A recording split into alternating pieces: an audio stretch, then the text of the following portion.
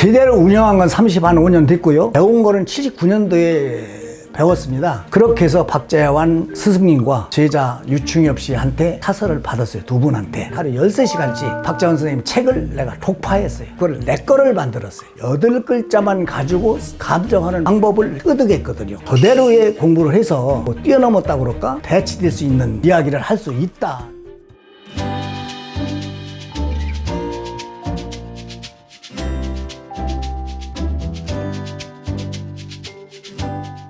안녕하세요. 예. 네, 선생님.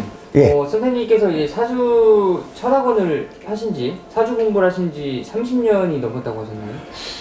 얼마? 제대로 운영한 건 35년 됐고요. 네. 배운 거는 79년도에 배웠습니다. 79년도에. 예, 그래서 한 40여 년 됐다고 전체 이력을 따진다면 그런데 전적으로 한 35년 됐고 이 강남에서 이 자리에 와서 지금 선능역에 와서 한 것은 한 30년 됩니다. 한 자리에서. 예.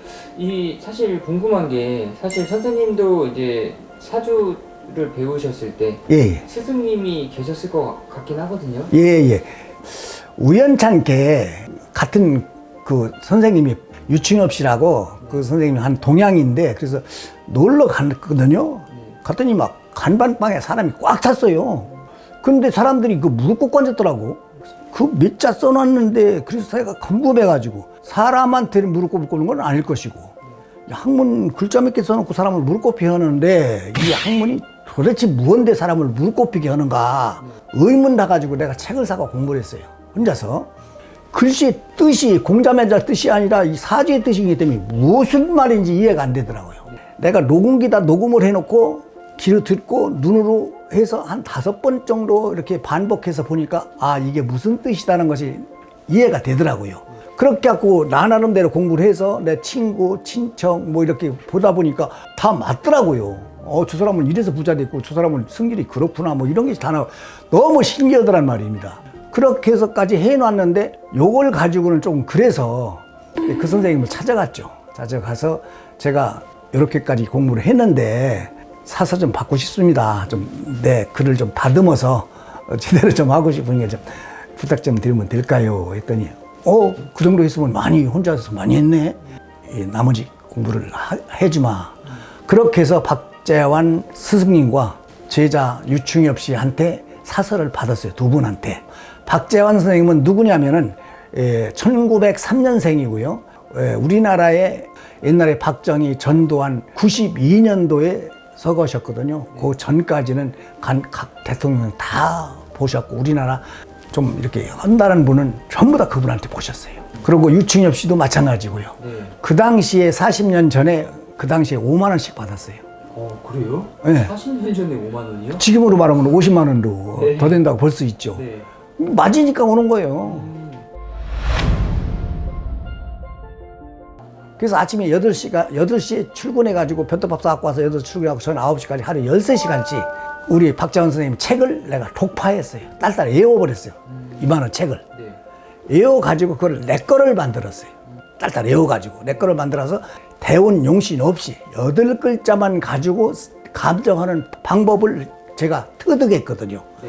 그렇게 하고 손님한테 이렇습니다 하면 예, 이렇습니다. 예. 아주 뭐 대단하게 탁탁 맞는 거예요.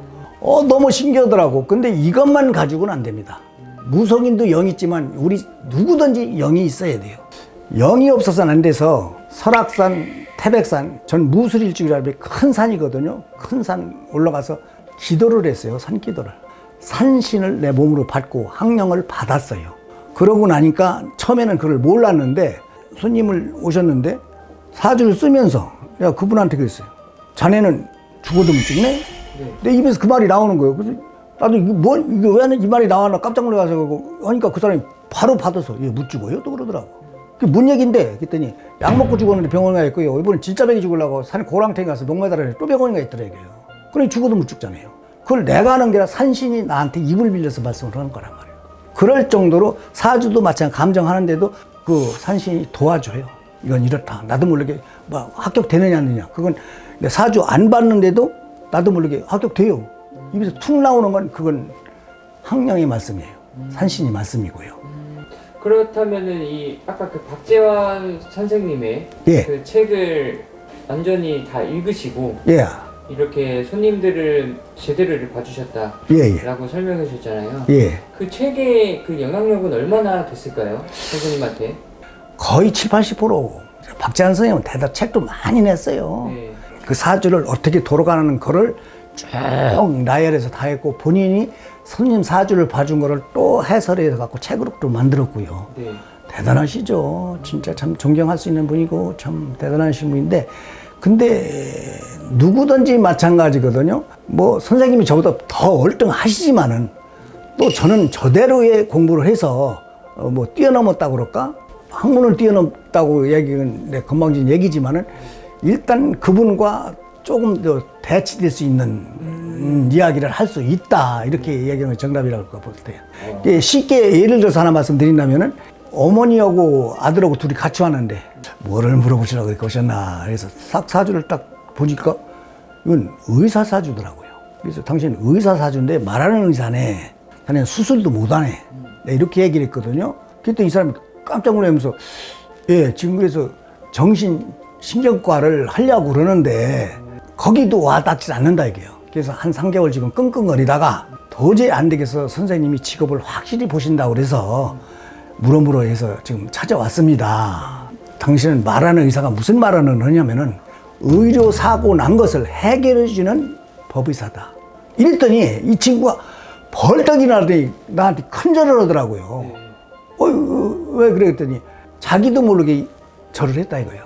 그 어머니가 하시는 말씀이 아주 아들이 그냥 끙끙끙끙 앓는 걸 몇 개월 봤는데 너무 안타까웠는데 선생님 말씀 듣고 본인도 그렇고 우리 아들도 이제 살았다 이거예요. 그래서 왜 그러냐면 그 정해진 대로 사람이 그 직업이라든가 모든 것이 정해진 대로 가야지 그걸 벗어나면 절대 못합니다.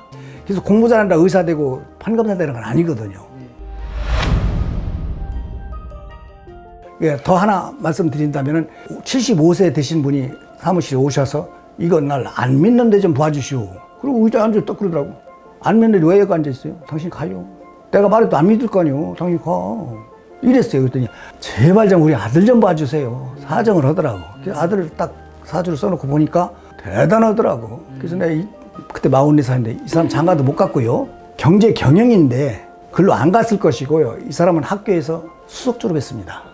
네, 그랬거든요. 그랬더니 그분이 하신 말씀이 예, 고려대 법대에서 수석했답니다. 그 소리 딱 끝나자 무섭게 내가 한갑대까지도 법관 안 된다 내가 그랬어요. 그랬더니 그분이 하신 말이 수십 번 떨어졌다 이게. 그래서 당신 안 믿는 거 참 잘했다고. 당신 죽고 아들 죽고 둘 다 죽었어. 안 물어봐가지고. 진작에 난 이게 3살 전에 보라고 얘기를 하거든요. 직업과 모든 것이 정해졌다 이게요. 그러면 만약 의사 사주다 법관 사주다 한다면 부모가 의사 법관을 만들 수가 있잖아요. 아니까. 모르고 잘만 크라면 커서 뭐 할 거예요. 그래서 고등학교 때 제일 중요한 것이 학교가 어느 학교가 문제가 아니라 어느 과가 문제거든요. 그거를 정확히 찍어줍니다. 어느 과로 가야 됩니다. 서울대가 중요한 게 아니다. 그 과가 중요하다. 만약에 좋다고 해서 서울대 가서 과를 다른 걸 택한다면 한 학기도 못하고 자퇴합니다. 100% 자퇴합니다. 그랬죠. 공부가 안 돼요. 공부를 한 자체가 내가 재밌어야지. 재미없어 봐요. 제일 무섭게 공부요. 재밌으면 공부가 더 재밌는 게 어디 있어요. 그런 정도로 이게 정해져 있거든요. 공부하는 방법도 정해져 있고요. 참 이 자리에 비해서 박재환 유춘 선생님한테 참 감사의 말씀을 드립니다. 지금 다 고인이 되셨지만 선생님한테 누가 끼치지 않게 최선을 다해서 손님을 감정을 해드리고 있습니다. 그리고 자신만만하게 선생님 제자입니다라고도 밝힙니다. 누를 안 끼치려고 그렇게 잘하고 있으니까 너무 선생님들 염려하시지 말고요. 뒤를 이어서 또 저도 후배를 해서 뒤를 이기겠거니 할 예정입니다. 여러 가지로 감사합니다. 네. 이혼, 사별하신 분들의 고충을 조금 덜어드리기 위하여 재혼 전문 결혼정보회사를 설립하여 나와 잘 맞는 짝이 누구인지 사무실에 오셔서 제 설명을 잘 듣고 좋은 짝 맞추시어 황혼을 즐겁고 보람있게 보내시기 바랍니다.